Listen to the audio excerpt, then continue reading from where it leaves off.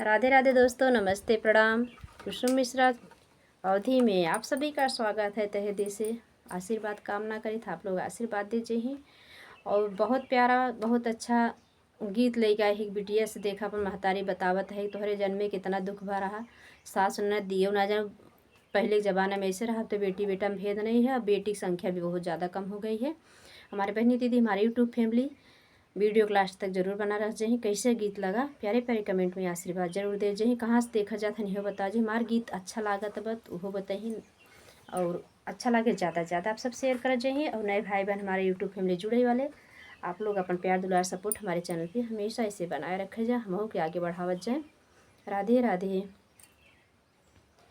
काहे के मोरी धन से जिया लगायू, अरे से जिया लगायू, अरे फूलवा दिहिउ छितराई रे ललनवा, अरे फूलवा दिहिउ छितराई रे ललनवा।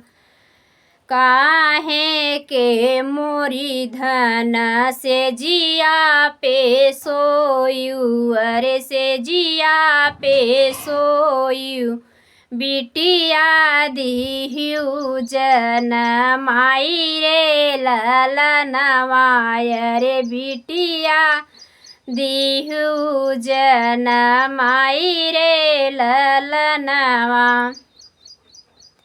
निदिया के मातल पिया से जिया पे सोए, अरे से जिया पे सोए, अरे फूलवा दिहे छितराई रे ललनवा। बेटी जन्म में देखा पति भी ताना मारत है। अरे फूलवा दिहे छितराई रे ललनवा, बेटा के लालच पिया से जिया पे सोए, अरे धिया दिहे जनमाई रे ललनवा। बेटा के लालच पिया से जिया पे सोए, अरे बिटिया दिहे जनमाई रे ललनवा। निदिया के मातल पिया से जिया पे सोए, अरे फूलवा दिहे छितराई रे ललनवा।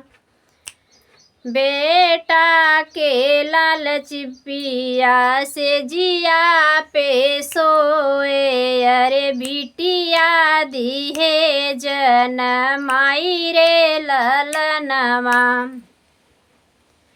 सासु ननद उठी दियना न बारई, अरे दियना न बारई, पिया बैठे मुहावा फूलाई रे ललनवा, अरे पिया बैठे मुहावा फूलाई रे ललनवा।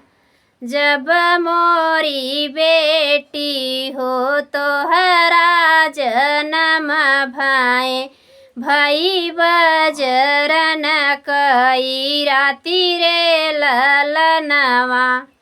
बिटिया से महतारी बता रहे, देखो बेटी भी जवाब देगी।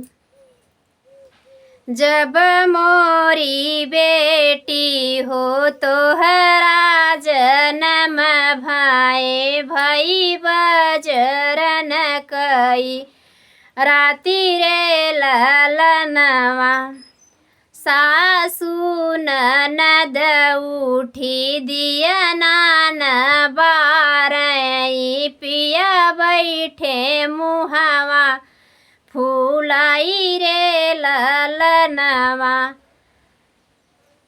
तो जब भाई बेटी हो तोहरा जनमवा, अरे भई बजरन कई राती रे ललनवा।